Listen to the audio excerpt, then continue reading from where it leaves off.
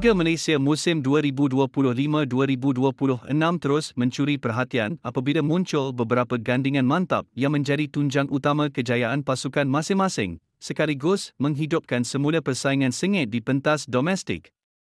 Kombinasi dua pemain di bahagian serangan dilihat semakin menjadi, terutama apabila mereka kekal menampilkan aksi konsisten dan berpengaruh dalam setiap perlawanan setakat ini.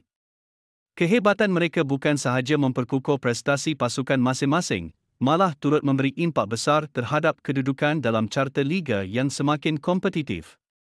Sama ada sebagai penggempur utama atau penggerak tengah, duo yang digabungkan menjadi nadi kepada rentak permainan pasukan masing-masing dengan keupayaan menghasilkan gol serta bantuan jaringan yang mengubah keputusan perlawanan.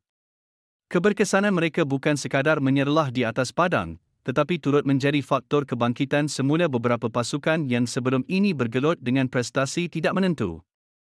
Selepas 8 perlawanan, terdapat beberapa gandingan yang berhasil mencuri tumpuan setakat ini dan aksi mereka dijangka akan terus menghiburkan penyokong bola sepak tempatan.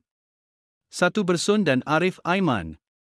Walaupun Johor Darul Tazim JDT membawa masuk penyerang import baharu, Jairo sebagai penggempur utama, namun penyokong masih lebih teruja menyaksikan gandingan serasi antara Arif Aiman Hanafi dan pasangan lamanya, Bersun da Silva di jentera serangan. Duo JDT itu kini muncul sebagai gandingan paling berbisa dalam saingan Liga Super musim ini, selepas berjaya mencatatkan 16 gol secara keseluruhan sepanjang kempen 2024-2025.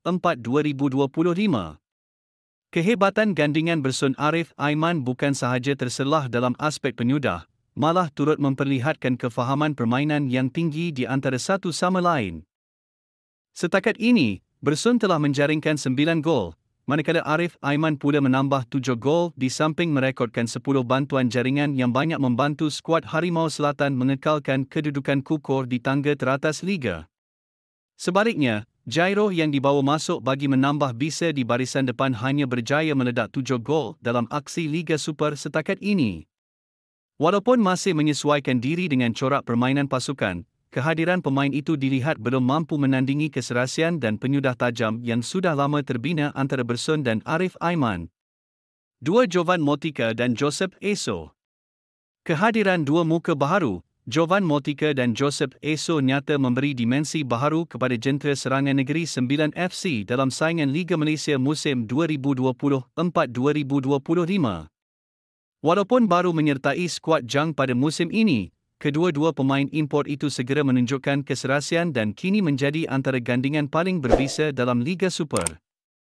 Setakat ini, Motika sudah meledak 5 gol, manakala Eso turut tidak ketinggalan dengan 4 jaringan, menjadikan mereka antara penyumbang utama kepada kebangkitan Negeri Sembilan. Keupayaan mereka untuk saling melengkapi dengan Motika dengan kelincahannya di bahagian sayap dan Eso yang tajam di depan gawang, menjadikan kombinasi itu sukar dikekang pertahanan lawan. Persefahaman yang semakin kukuh antara dua pemain itu turut membantu Negeri Sembilan mencatat beberapa kemenangan penting, sekaligus melonjakkan pasukan ke tangga kelima Liga Super selepas 8 perlawanan. Bukan sekadar menyumbang jaringan, mereka juga memainkan peranan besar dalam menghidupkan semula semangat menyerang pasukan yang sebelum ini sering dianggap underdog.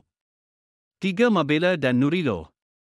Gandingan antara Yan Mabela dan Nurilo Tuktasinov kini menjadi senjata utama Terengganu FC dalam misi memburu kejuaraan Liga Super 2024-2025 selepas kedua-dua pemain itu menunjukkan keserasian luar biasa di barisan serangan. Setakat ini, Mabela yang baru menyertai pasukan pada awal musim telah meledak 6 gol, manakala Nurilo pula pemain sudah bersama Terengganu sejak musim 2023 turut mencatat 4 jaringan. Persefahaman antara mereka semakin terselah dalam setiap perlawanan, dengan Mabela memanfaatkan hantaran berbahaya dan gerakan lincah Nurilo di bahagian sayap. Aksi cemerlang gandingan Mabela dan Nurilo turut membantu Terengganu FC menduduki tangga keempat Liga Super selepas mencatat 4 kemenangan daripada beberapa perlawanan awal musim. Jika momentum terus dikekalkan, gandingan Mabela dan Nurilo berpotensi menjadi antara kombinasi paling berbahaya dalam saingan Liga M musim ini, sekaligus meniup semangat baharu kepada penyokong setia Sang Penyu untuk terus bermimpi ke puncak. Akhirnya sekian informasi kami buat, semoga bermanfaat. Jangan lupa subscribe.